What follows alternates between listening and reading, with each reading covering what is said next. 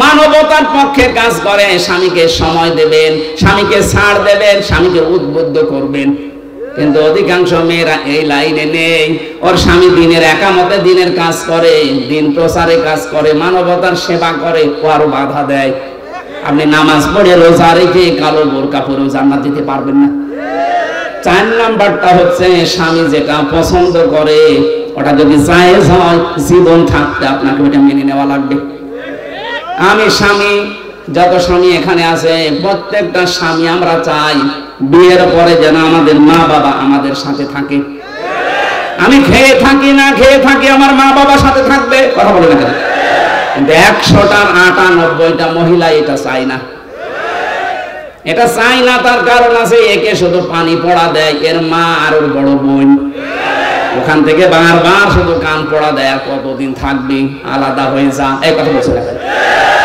এরকম ছোট মনের বউ আছে? কার আছে হাত তোলেন তো? একজনের আছে। সম্মানিত ভাই, সম্মানিত মা বোনেরা, না আপনার রুকু হচ্ছে না। কিসের রুকু করেন আপনি? 4টা বললাম, একটাও মিলাতে পারলেন না। আশা করছি এই 4টা কথা মেনে নেবেন। এই রুকু যদি এভাবে আমরা পয়েন্ট আকারে দুনিয়াতে করতে পারতাম, এই পৃথিবীর চিত্রই পাল্টিয়ে ফেলতে পারতাম। আর আমরা ওই রুকুই চাচ্ছি সামনে ইনশাআল্লাহ। আমি জেলে বসে মাওলানা মামুনুল হকের সাথেই ছিলাম। আমিরে জামাত ডাক্তার শফিকুর রহমান 4 দিন ছিলেন আমার সাথে। সেক্রেটারি জেনারেল অধ্যাপক মিয়া গোলাম পরোয়ার প্রায় 1.5 বছর ছিলেন আমার পাশে। এই সমস্ত মানুষ থেকে বিশেষ করে জীবন্ত শহীদ এটিএম আজহারুল ইসলাম, এই মানুষটাকে আমি 3টা বছর, উনি ছিলেন ফাঁসির কন্ডেম ছেলে। মাঝে মাঝে আদর করে আমাকে বই পাঠাতেন, প্রোডাক্টিভ মুসলিম, মধ্যম পন্থা, এমন এমন সুন্দর সুন্দর বই, আমার কাছে প্রায় 150-এর উপরে বই আছে। আমাকে বলতেন, হামজা আমি তো বাইরে যেতে পারি না, তুমি যদি যেতে পারো এই কথাগুলো জাতিকে পড়ে পড়ে মাত্র আপনাকে পরিচয় দিতে গেলেই মারবে, বলবে আপনার থাকার জায়গা নেই, এই জন্য এরকম ভণ্ডামি করছেন। গ্রামে মসজিদ আছে, ওখানে বারান্দায় রাতটা থাকেন, সকালে ফোটেন, এটা বলবে আপনার নিজের পরবর্তী প্রজন্ম।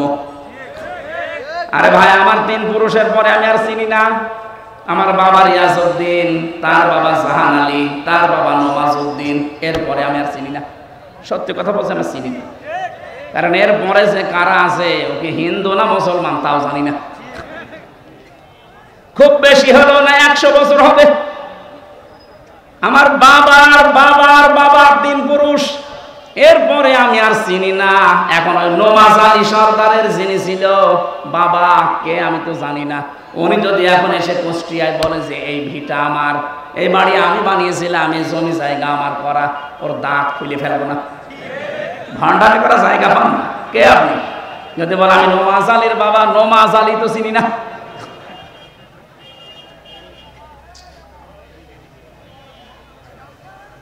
দুনিয়ার জীবনটা সত্যি কিন্তু ধোঁকা।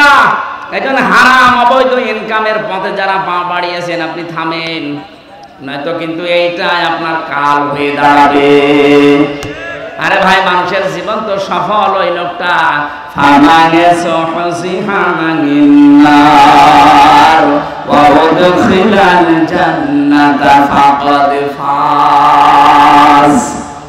আল্লাহ পাক বলেন ওই লোকটার জীবন সফল, সাকসেস, যাকে আমি আল্লাহ আস্তে করে জাহান্নামের কাজগুলো ছেড়ে দেওয়ার তৌফিক দেয় আর আস্তে আস্তে জান্নাতের কাজের দিকে এগিয়ে দেয়। এটা এক অর্থ। 2 নাম্বার অর্থ হচ্ছে যাকে কিয়ামতে আমি আল্লাহ জাহান্নামের আগুন থেকে মুক্ত করে জান্নাতি বলে ঘোষণা দিয়ে দেব, এই লোকটার জীবন সফল। কোরআনে কারিমে আল্লাহ ইসকাউনা মির রাহিকিম মাখতুম খিতামুহু মিস্ক ওয়া ফি যালিকা ফালিয়াতানাফাসিল মুতানাফিসুন। সুবহানাল্লাহ।